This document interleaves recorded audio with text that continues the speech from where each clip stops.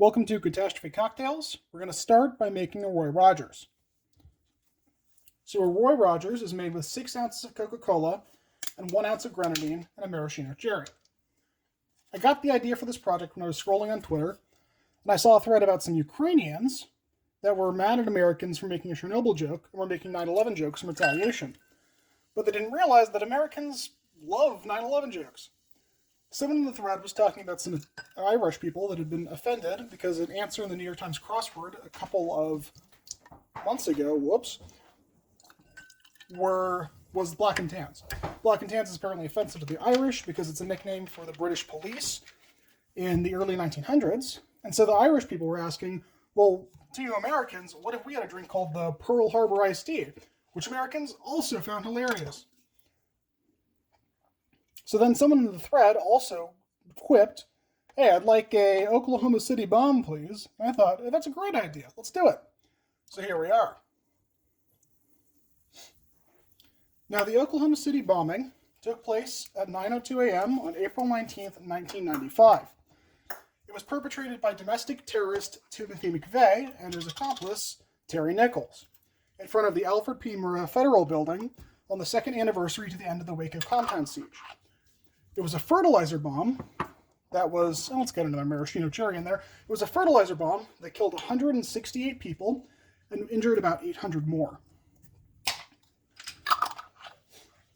Now we've got our ice here for our Roy Rogers.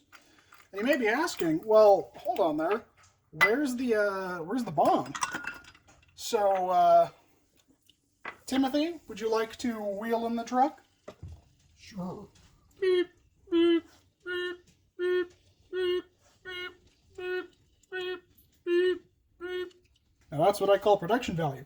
So for our bomb, we're going to be using moonshine and cocoa powder. So the reason we're doing a Roy Rogers is because Roy Rogers was an actor who was born in Oklahoma, very famous drink named after him. It's a non-alcoholic drink, and moonshine is very important to the history of Oklahoma. It was very important during Prohibition because it's made with corn or wheat, which both grow plentifully in Oklahoma. We're going to pour a shot of our moonshine here. Now, you may see in liquor stores things like this labeled moonshine. It's not legally moonshine, which is definitionally not legal.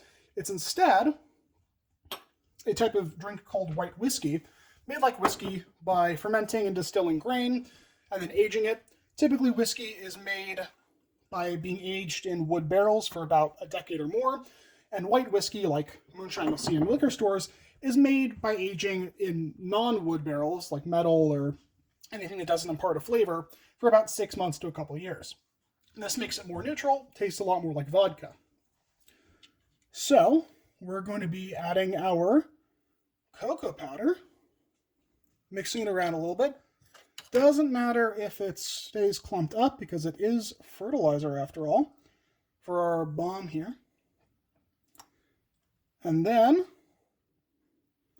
at exactly 9:02 a.m. on the dot, we are going to drop the bomb. We are not going to drop the bomb. We're going to break up the ice. Or actually, we're just going to remove the ice and drop the bomb. And then bottoms up.